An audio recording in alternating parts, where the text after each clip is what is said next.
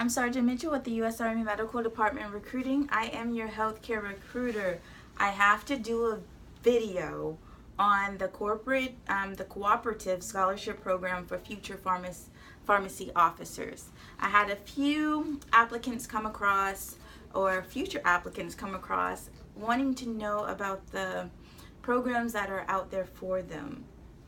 So here we go. I have to read off of this. So this video will be a long one, but I want to provide as much information as possible, because if I bring it from the dome, I'm going to give you a short, concise video, and I feel like you need a little bit more information in this video. So I'm going to read off of this, and this is coming through the ROTC.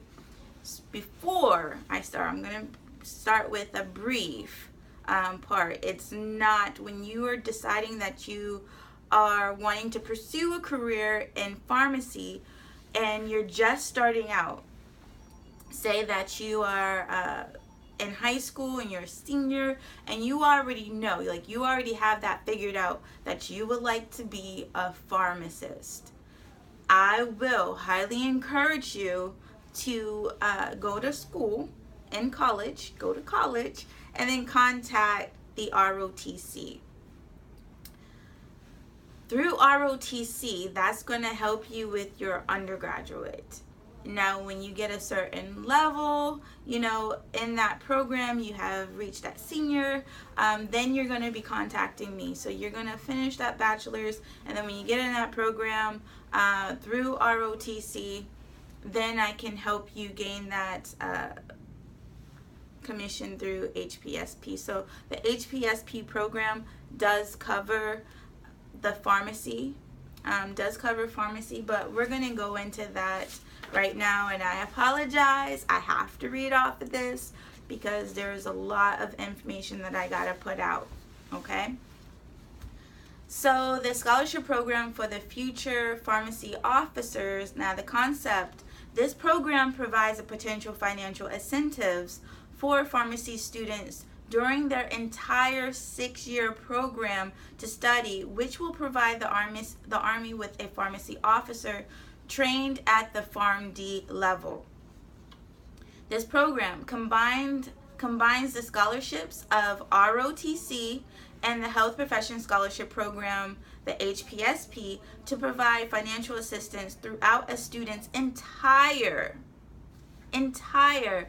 pharmacy education, so he or she may obtain a commission with a concurrent call to active duty and the rank of captain. Now, the responsibilities of getting you to that point is as follows. Now, the professor of military science will recruit, process, and select qualified pharmacy students for receipt of the Army ROTC scholarship program in accordance with the procedures as outlined in Chapter 2. So they will know where to go to get that information. You don't need to worry about that. Now, publicize the contracting options, screen applications to ensure eligibility. After the candidate or the cadet has successfully completed the first year of Army ROTC advanced course, contact the local U.S. Army Recruiting Command's healthcare recruiter, myself, or someone else, because I'm not going to be in the position for long, to assist the cadet in the completion of HPSP enrollment packet. Assist the cadet in completing an AMED education delay request at the appropriate time. So just to remember this, when you're in ROTC, you have to submit an education delay request at the appropriate time. Assist cadets in achieving all milestones required to complete the ROTC advanced course and to be eligible to receive a commission. Provide 2 original DA forms 71s. You know y'all can download that by Google, right? That's the DA Form 71s, oath of office, military personnel to students upon commissioning. Once officer is enrolled in HPSP, provide the officer's 201 file and DA Form 591 to command, the U.S. Army Cadet Command, with attentions I'm not going to go into all that. They know I'm not going to disclose that much information in this, so y'all be like emailing these people. We ain't going to do that. But we're going to move on to the U.S. Army Recruiting Command. Now, the local USAREC HRC, the local USAREC, U.S. Army Recruiting Command healthcare recruiter, such as myself or someone else, will make contact at least annually with the ROTC professors of military sciences at schools which have PharmD programs to coordinate the processing of eligible cadets for the program.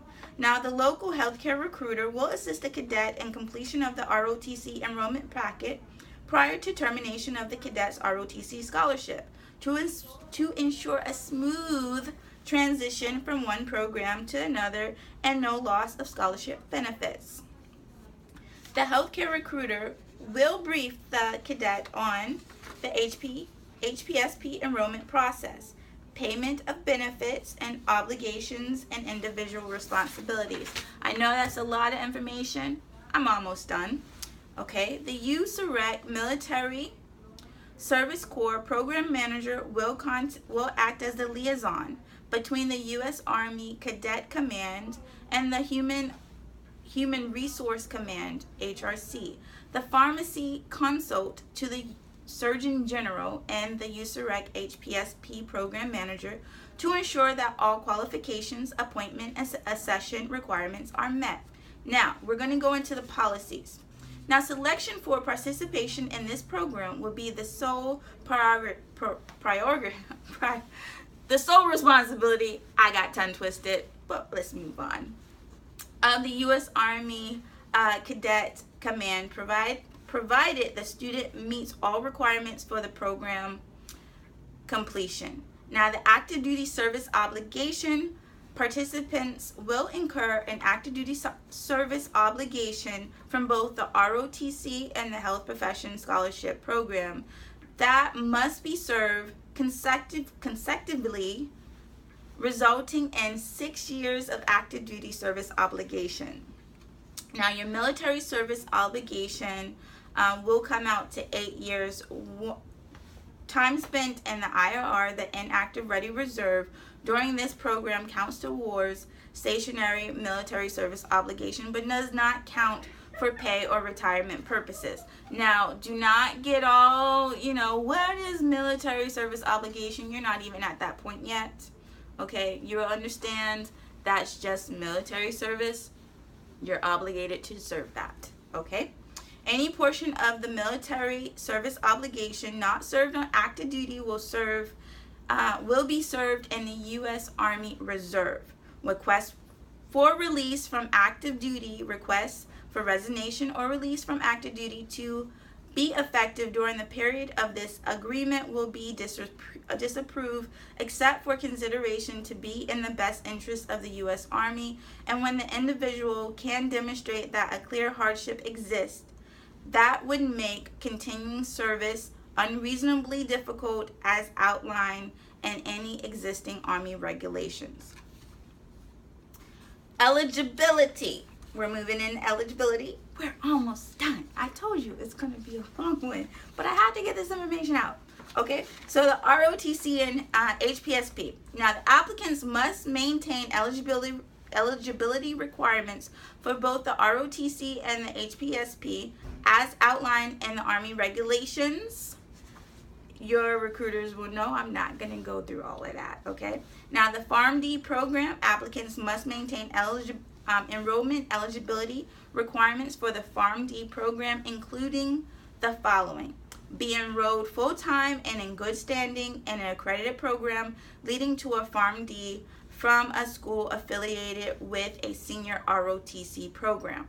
Qualify for and receive an Army ROTC scholarship in accordance with AR 145-1 and this regulation. Maintain a GPA of 2.5 on a 4.0 scale or that required by the PharmD program in which students is enrolled, whichever is higher.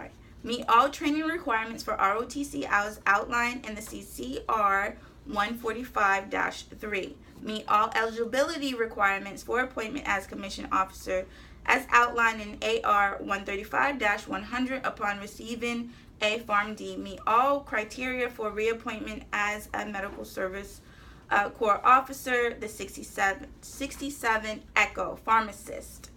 That would be your AOC, 67 Echo.